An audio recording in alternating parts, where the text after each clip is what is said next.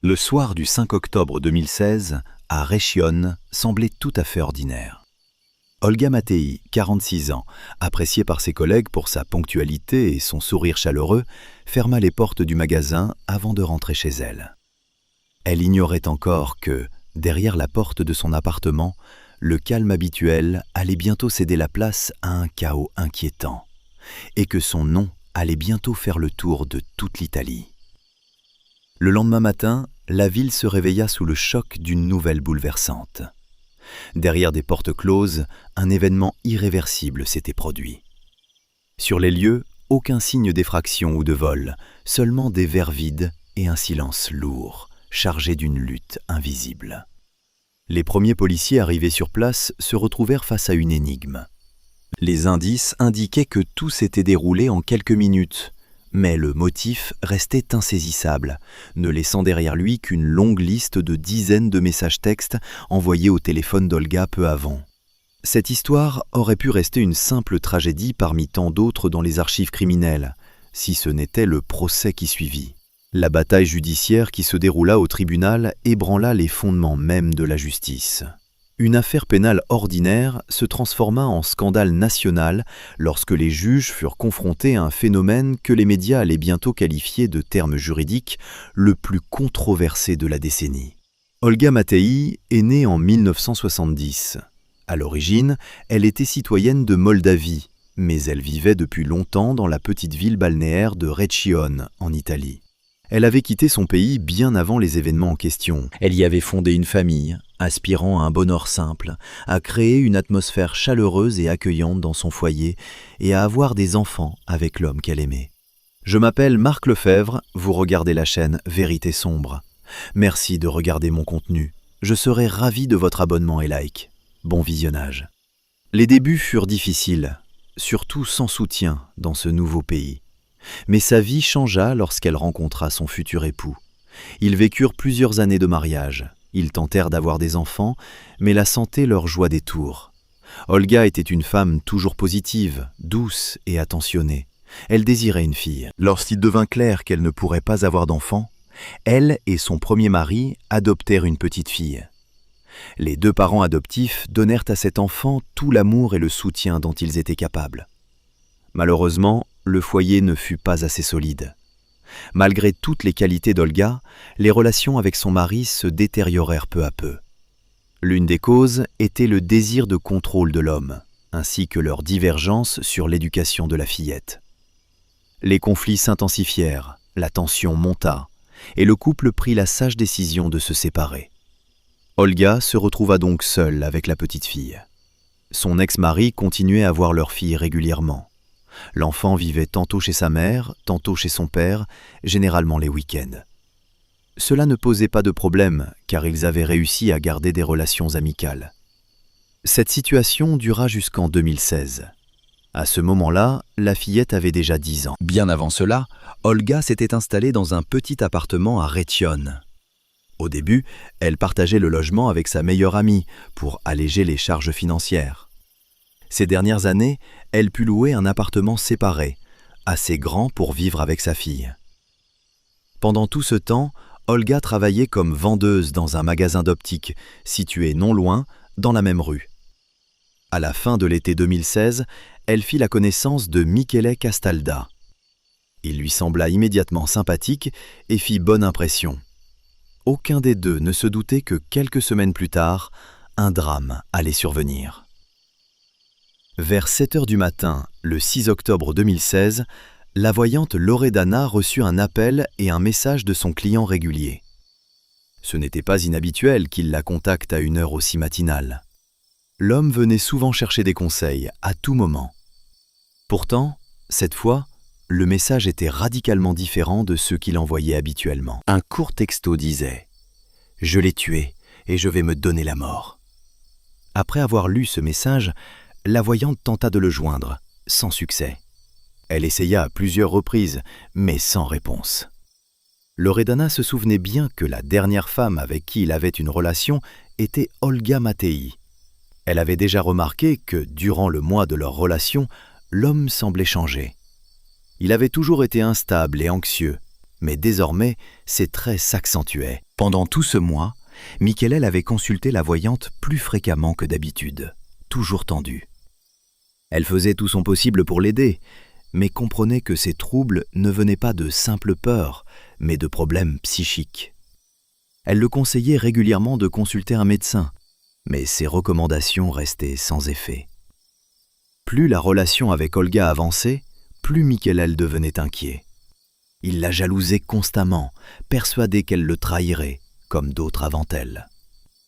Après avoir reçu ce message alarmant, Loredana décida de se rendre elle-même au poste de police pour que cet appel ne soit pas ignoré.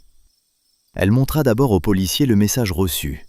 Elle expliqua brièvement qui était Michael, insistant sur ses problèmes psychiques. Au début, les policiers ne prirent pas la voyante au sérieux. Mais après avoir lu les messages reçus ce matin-là, ils conclurent qu'il ne s'agissait pas d'une simple tentative d'émotion ou de chantage, mais d'une véritable confession. Heureusement, Loredana connaissait l'adresse où vivait Olga. Elle pensait que c'était là qu'il fallait chercher Michael. La voyante espérait encore que ce message était une mauvaise blague ou un malentendu. Les carabiniers se rendirent immédiatement sur place. Ils frappèrent à la porte, appelèrent, mais personne ne répondit. La porte n'était pas fermée à clé, aussi entrèrent-ils facilement. Dans la chambre, ils trouvèrent Michael, environ 50 ans, dans un état de somnolence. Dès les premières questions, il apparut qu'il avait consommé quelque chose. Son comportement était étrange. Il avoua rapidement avoir bu du vin mélangé à des substances puissantes. Quand les carabiniers tentèrent de le réveiller, il répéta la même phrase que celle du message envoyé à Loredana. Il restait dans un état d'incohérence, nécessitant du temps pour se remettre. Tandis qu'un policier restait auprès de lui pour le soutenir et tenter d'obtenir des réponses claires, les autres fouillèrent l'appartement. Dans le salon, ils découvrirent le corps sans vie d'Olga, 46 ans. L'état de rigidité cadavérique montrait qu'elle était là depuis plusieurs heures. Des marques visibles sur sa gorge évoquaient des traces d'étranglement à la main. L'autopsie confirma ces constatations. On trouva également plusieurs éraflures semblant être des blessures défensives. La cause du décès fut une asphyxie due à la compression du cou. Michael fut conduit au centre médical où il reçut des soins, puis il fut immédiatement arrêté et emmené pour interrogatoire. Pendant ce temps, une inspection minutieuse de l'appartement permit de découvrir une lettre d'adieu adressée à la fille d'Olga. Dans ce message, l'homme demandait pardon à l'enfant et promettait un soutien financier pour atténuer la gravité de son acte. Il était clair que Michael avait voulu mettre fin à ses jours après cela, en consommant un mélange fatal. Mais il eut la chance d'être secouru à temps. Lors de l'interrogatoire, il avoua sans hésitation le meurtre. Il déclara avoir attaqué sa compagne dans un accès de colère et de jalousie, et ne pas avoir pu s'arrêter tant qu'elle ne montrait plus aucun signe de vie. L'homme était convaincu qu'Olga le trompait et ne parvenait pas à surmonter la douleur de son rejet lorsqu'elle lui annonça vouloir rompre. Ce qui était particulièrement douloureux, c'est que les vérifications du téléphone d'Olga et de ses autres appareils ne confirmèrent en rien ses soupçons. Elle n'avait échangé aucun message avec un autre homme, ni entretenu d'autres relations. Michele Castalda était né en 1962 dans une banlieue de Naples, en Italie. Son enfance et sa jeunesse se déroulèrent dans une famille ouvrière. Ses parents avaient 4 enfants. Dès son plus jeune âge, la vie du jeune homme fut marquée par des difficultés. La famille vivait dans une certaine précarité. Il était difficile de joindre les deux bouts. De plus, Michele ne trouvait pas toujours le soutien de ses aînés. Il devait donc affronter la plupart de ses difficultés seul. Malheureusement, cela ne se passait pas toujours bien. Les relations avec les jeunes filles étaient particulièrement compliquées. Dès son plus jeune âge, toutes ses initiatives se terminaient par des séparations douloureuses. Pourtant, il ne baissait pas les bras, habitué à la vie en grande famille et désireux de fonder la sienne. Il sembla que la situation s'améliora lorsqu'il rencontra celle qui allait devenir sa femme. Mais là encore, les choses ne se déroulèrent pas comme prévu. Michele était convaincu que sa compagne lui était infidèle. Il finit par trouver une preuve et comprit alors ce qu'était la trahison. Il revint souvent sur cet épisode, le considérant comme le plus traumatisant de sa vie. Leur relation dura quelques années, mais ils n'eurent pas d'enfants. Michelel souhaitait toujours fonder une famille et gardait espoir, mais cet échec laissa une blessure profonde. Cela affecta surtout ses rapports avec les femmes. Ses proches le décrivaient comme un homme très réservé, peu enclin à s'ouvrir. Ce trait de caractère s'accentua avec le temps. Il avait toujours été jaloux et cherchait à contrôler ses compagnes. Mais ce comportement devint plus marqué encore. Naturellement, cela déplaisait à beaucoup et les relations se terminaient rapidement. Michelel tentait de les empêcher, ce qui rendait souvent les ruptures brusques et douloureuses pour lui, un homme sensible. Au fil des années, tout cela se transforma en anxiété, méfiance et peur d'être abandonné. Son état s'aggrava avec le temps, notamment à cause de son incapacité à réaliser son rêve de construire une famille solide et unie. En 2013, devenu un homme mûr, il se retrouva au centre de soins en santé mentale. Des spécialistes l'aidèrent à gérer son trouble anxieux. Il souffrait fréquemment de crises de panique, d'insomnie et de pensées obsédantes. Michele consultait régulièrement les professionnels de la clinique, exprimant ses inquiétudes pour lui-même et son entourage. Il racontait être envahi par des pensées sombres qui le hantaient sans relâche. Incapable de faire face seul, il suivit plusieurs phases de thérapie. Puis, il commença à prendre des médicaments destinés à réguler ses émotions. Au début, le traitement semblait efficace, avec des progrès visibles. Mais cela ne dura pas. Après une nouvelle séparation douloureuse, cette fois avec une femme beaucoup plus jeune, ses symptômes réapparurent, accompagnés d'une humeur encore plus dépressive. Même durant leur relation, Michele redoutait que sa compagne le trahisse ou l'abandonne, comme cela lui était déjà arrivé. Il est possible que cette attitude ait contribué à la rupture. Une autre relation suivit, mais elle non plus ne fonctionna pas. Michel espérait trouver quelqu'un en qui avoir confiance, mais il détruisait lui-même son bonheur par sa méfiance et sa jalousie constante. Dans ce contexte, en 2014, il connut un épisode grave révélant le danger qu'il représentait pour lui-même.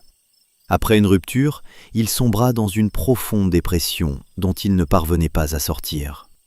Il tenta de mettre fin à ses jours en combinant des médicaments puissants avec une forte consommation d'alcool. Heureusement, il fut sauvé à temps. Il avait envoyé des messages à quelques proches qui appelèrent les secours. À leur arrivée, son état était critique, mais il fut pris en charge et hospitalisé en psychiatrie sous contrainte. Les spécialistes s'inquiétaient de son état. Michele racontait qu'il avait du mal à dormir à cause de pensées obsédantes. Dès son réveil, il était submergé par ses idées. Ses émotions oscillaient fréquemment entre bonheur et colère. Cette situation dura des mois, l'épuisant peu à peu. Il cherchait du soutien, mais ses efforts restaient vains. Dès qu'il rencontrait une nouvelle femme, malgré ses difficultés, il savait se montrer charmant. Mais tout finissait toujours rapidement. Au moindre accès de jalousie, il manifestait ce trait, et les femmes mettaient fin à la relation. Pour tenter de gérer ses problèmes, il se tourna vers une voyante nommée Loredana. Elle lui apportait un certain apaisement et devint une sorte de confidente. Michele venait souvent la voir pour parler de ses nouvelles conquêtes et de son désir de bonheur familial. Loredana, surnommée Lori, devint peu à peu une amie. Elle l'aidait à prendre des décisions quand il perdait le contrôle. C'est ainsi qu'il agissait lorsqu'il rencontra Olga. La période de séduction fut très courte. Dès les premiers rendez-vous, Michele montra son côté possessif et jaloux. Il se méfiait d'Olga et lui faisait des reproches dès le début. En une semaine, il tenta plusieurs fois de prendre son téléphone pour consulter ses messages et appels. Il s'inquiétait à la moindre communication avec son employeur ou son ex-mari quand elle organisait une rencontre avec sa fille. Olga, femme indépendante, n'appréciait pas ce contrôle. Elle essayait de garder ses distances, en douceur, mais Michele devenait plus insistant. Rapidement, son mécontentement se transforma en pression émotionnelle. Il accusait souvent sa compagne d'infidélité, persuadé qu'elle voyait d'autres hommes en secret. Il justifiait son comportement par ses expériences passées, notamment son mariage raté. Au début, Olga tentait de le rassurer, de réfuter ses soupçons. Mais elle comprit vite que ses paroles n'avaient aucun effet. Michel devenait plus envahissant, l'assaillant de messages et d'appels, même au travail. Il exigeait une obéissance totale et des comptes rendus constants, allant jusqu'à filmer ses déplacements. Au bout de quelques semaines, Olga douta de son choix. Elle aborda le sujet sérieusement avec Mikkel, qui fut horrifié et, comme d'habitude, crut qu'on voulait le trahir. Malgré ses efforts pour lui faire entendre raison, il resta inflexible. Son obsession pour cette relation était telle qu'il ne semblait plus voir d'autres femmes autour d'Olga. Son anxiété atteignit un nouveau palier. Mikkel était convaincu que la volonté de rupture de sa compagne cachait une liaison. Pour le prouver, il se mit à la surveiller étroitement. Dans la dernière semaine, avant qu'Olga ne décide de rompre définitivement, il venait fréquemment sur son lieu de travail. Ses appels et messages devenaient incessants, perturbant sa vie. Olga ne pouvait plus travailler, ni vivre sereinement. Même lorsqu'elle était avec sa fille, Mikkelen nourrissait des soupçons d'infidélité. Cette situation ne pouvait pas durer éternellement. Le 5 octobre 2016, Olga travaillait dans un magasin d'optique. Ce jour-là, les appels et messages de Mikkelen se firent plus rares, sans doute à cause d'un conflit survenu la veille. Il essayait de se calmer pour apaiser Olga. Ce soir-là, elle avait prévu de le rencontrer pour discuter de leur situation. Mikkelen refusait catégoriquement l'idée d'une séparation, mais Olga, épuisée par son comportement agressif et envahissant, voulait mettre un terme à leur relation. Elle avait confié la situation à sa famille, à ses collègues, ainsi qu'à son ex-mari, qui lui avait apporté son soutien. Selon la reconstitution des faits, le soir du 5 octobre, après le travail, Mikkeli s'est rendu à l'appartement d'Olga dans l'espoir de se réconcilier et de poursuivre leur relation. Mais elle est restée ferme dans sa décision. Un léger désaccord a rapidement dégénéré en une dispute verbale. Olga ne voulait plus écouter les accusations qu'elle jugeait infondées, ce qui a profondément blessé Mikkeli, car il avait le sentiment de ne pas être entendu. Malheureusement, cette situation a conduit à une erreur fatale pour Olga. Après l'aveu de son crime, Mikkeli Castalda a été transféré en prison, où il devait être placé sous surveillance particulière en raison du risque élevé d'une nouvelle tentative de mettre fin à ses jours. Cette tentative n'a pas tardé à survenir. Les preuves recueillies dans l'appartement où Olga a perdu la vie ont confirmé les paroles de Mikkeli.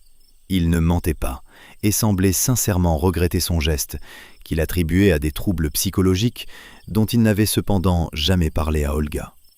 L'état mental de l'accusé soulevait de nombreuses interrogations, ce qui a conduit à une expertise approfondie menée par plusieurs spécialistes.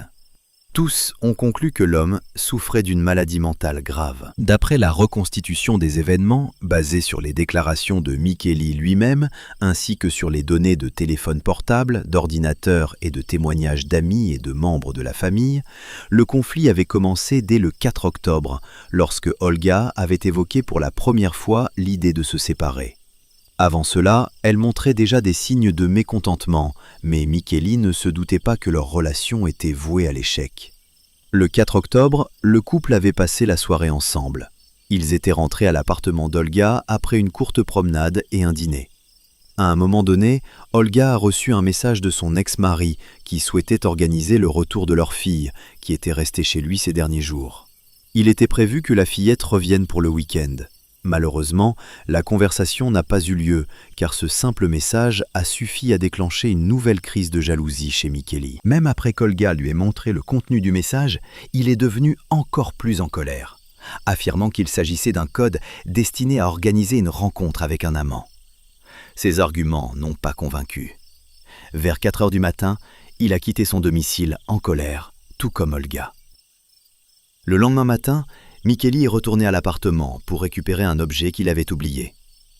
Malgré les tentatives d'Olga pour apaiser la situation, il a de nouveau commencé à l'accuser d'infidélité dès son arrivée. Ensuite, la vie a repris son cours habituel. Olga travaillait, tandis que Mikkeli disposait de temps pour se calmer. Le soir du 5 octobre, vers 19h30, il est revenu pour discuter. Ils ont bu un peu de vin, puis Mikkeli a commencé à évoquer ses blessures anciennes. Il a raconté en détail les trahisons qu'il avait subies de la part de femmes, ainsi que ses relations passées ratées, insistant sur la nature trompeuse de ses ex-compagnes. Olga, réalisant qu'il la considérait comme une femme infidèle, a ressenti de la colère. Elle était convaincue que c'était lui qui avait le plus contribué à la fin de ces relations, car il tourmentait les femmes avec ses soupçons et ses comportements oppressants, ce qui les poussait à le rejeter au bout de quelques semaines.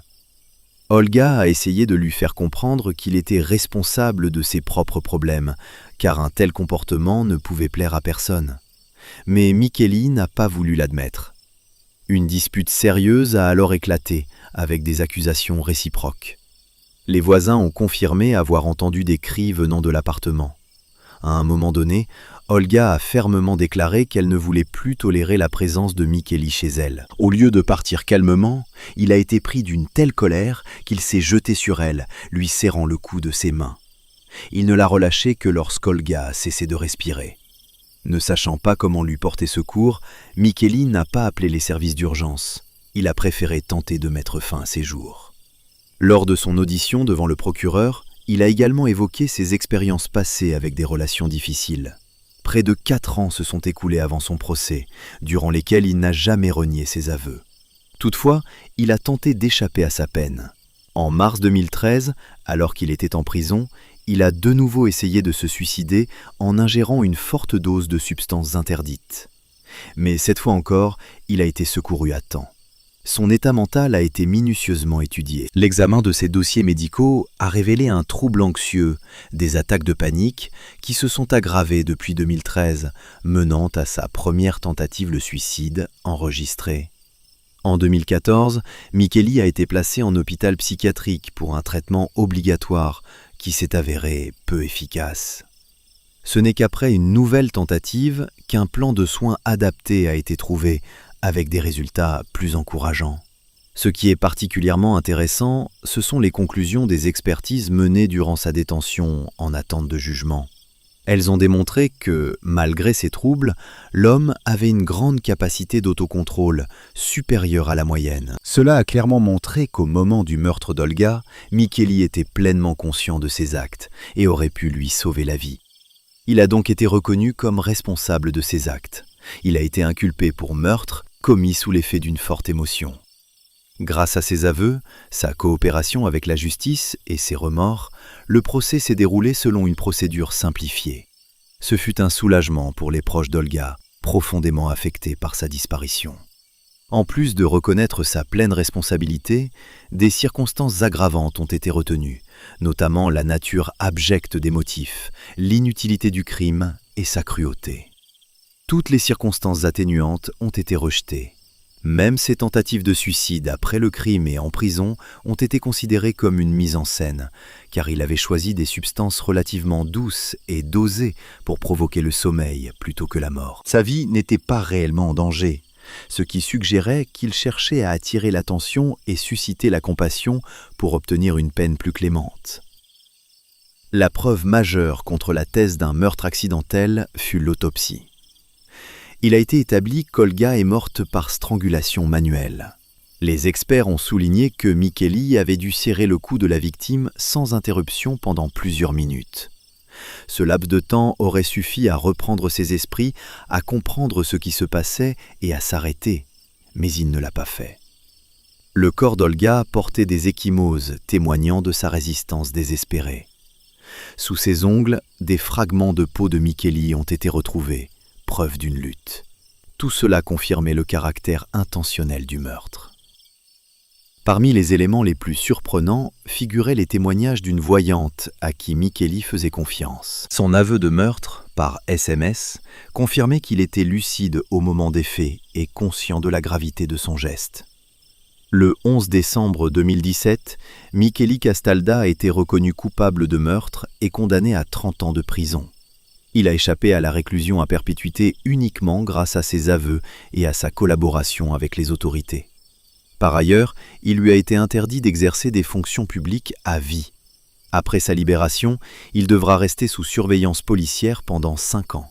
De plus, il a été condamné à verser 350 000 € à la fille d'Olga, 100 000 € à sa sœur, également résidant en Italie, et 30 000 € à son ex-mari. Comme il ne dispose pas toujours de ces sommes, en Italie, de telles compensations peuvent être prises en charge par un fonds public d'aide aux victimes de crimes violents. Le 14 novembre 2018, l'affaire a été portée devant la Cour d'appel de Bologne. L'équipe de la défense de Micheli a tenté de renverser la situation en sa faveur. L'objectif principal était d'éliminer les circonstances aggravantes, d'obtenir la reconnaissance de facteurs atténuants, ainsi que de réduire considérablement le montant des compensations. À l'issue des plaidoiries, les juges ont décidé de maintenir les circonstances aggravantes, tout en prenant en compte 3 facteurs atténuants. Il s'agissait d'une reconnaissance volontaire de la part de l'accusé, d'une forte tension émotionnelle qu'il ressentait au moment du crime, bien que cela ne soit pas considéré comme une pathologie, et enfin, de sa volonté de compenser volontairement les dommages causés à la fille de la victime. Sur cette base, le 4 mars 2019, un jugement révisé a été rendu. La peine de prison a été réduite de presque moitié, passant à 16 ans d'emprisonnement. Dès que cette décision de la Cour d'appel a été rendue publique, une véritable tempête s'est déclenchée. Ce sont surtout les proches de la victime, ainsi que des organisations de la société civile engagées dans la défense des droits des femmes, qui ont exprimé leur indignation. Beaucoup ont perçu cette décision comme un soutien à l'accusé.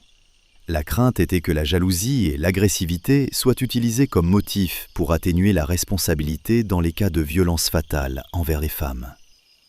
Le débat autour de cette affaire a pris une telle ampleur qu'il a même gagné les amphithéâtres universitaires. Le meurtre d'Olga Matei a été évoqué lors de conférences consacrées aux violences basées sur le genre. La critique la plus virulente a été dirigée contre les institutions publiques ayant pris cette décision. Le juge avait justifié son jugement en évoquant l'état de faiblesse et de vulnérabilité de l'accusé au moment des faits. Sous la pression de l'opinion publique, le 8 novembre 2019, la Cour constitutionnelle a annulé la décision de la juridiction précédente, estimant qu'il y avait eu une erreur dans l'octroi des circonstances atténuantes. Une nouvelle procédure a été programmée pour le 4 juillet 2020. Après les audiences, le verdict rendu en première instance a été rétabli. Le 9 mars 2021, la Cour suprême a définitivement confirmé la peine de 30 ans de prison pour le meurtrier d'Olga. L'accusé purge actuellement sa peine. Tous ses biens ont été saisis afin de verser une compensation à la famille de la victime. Ce dernier jugement a représenté une véritable victoire pour ses proches. Cette affaire a suscité une grande émotion en Italie. Les proches et amis de la victime ont organisé une marche au flambeau.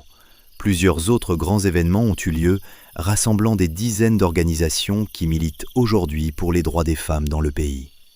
Les manifestations et défilés avec des images d'Olga se sont répétés à de nombreuses reprises.